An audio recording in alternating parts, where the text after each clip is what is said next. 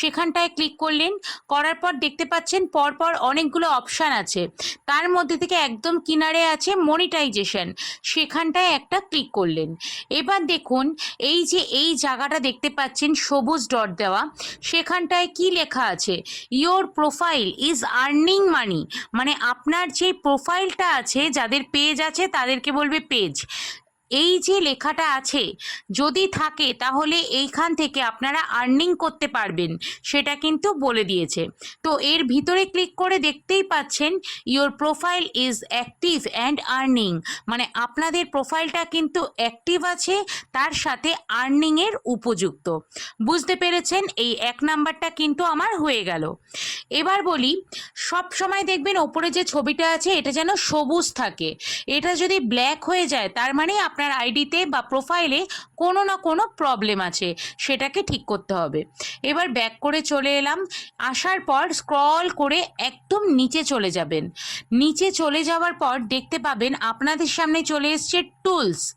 এই যে টুলস অপশানটা চলে এলো, এর ভেতরে একটু চলে যাওয়া যাক। এখানে ক্লিক করে চলে এলাম আমি টুলসের ভিতরে। এবারও আর একটা পেজ খুলে গেল। এবার চলে যাব আরও স্ক্রল করে একদম নিচে, দেখতেই পাচ্ছেন এখানে লেখাই আছে প্রোফাইল রিকমেন্ডেশন। দেখতেই পাচ্ছেন প্রোফাইল রিকমেন্ডেশন, এই জায়গাটাতে একটা হালকা টাচ করে তার ভিতরে কিন্তু আমরা চলে যাব। তো চলুন চলে যাওয়া যাক। এবার দেখুন এখানটাও কিন্তু একদম ঠিক আছে, রিকমেন্ডেবল লেখাই আছে। তার মানে হলো আমাদের ফেসবুক ফটো হোক বা ভিডিও হোক বা রিলস, আমাদের কিন্তু সেগুলো ফেসবুক সবার মাঝে ছড়িয়ে দিচ্ছে, রিকমেন্ডেশন করছে, আমাদের পোস্টগুলোকে ফেসবুক সকলের কাছে ছড়িয়ে দিচ্ছে। তার সাথে দেখবেন এই চিহ্নটা আছে কিনা, গ্রিন চিহ্ন, যদি এরম থাকে তাহলে কোনো চিন্তে নেই।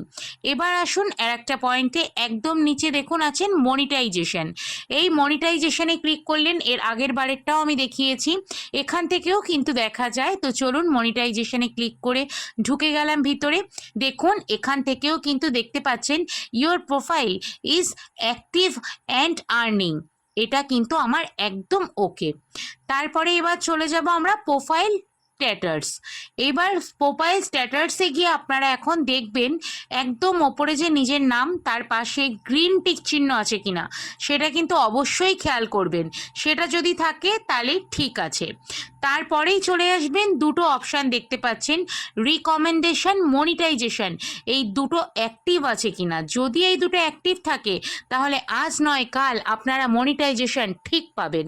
তো যদি ভিডিওটা ভালো লেগে থাকে তাহলে অবশ্যই একটা লাইক কমেন্ট শেয়ার করে পাশে থাকবেন, আর ভিডিওটা অবশ্যই একটু সেভ করে রাখবেন, তাহলে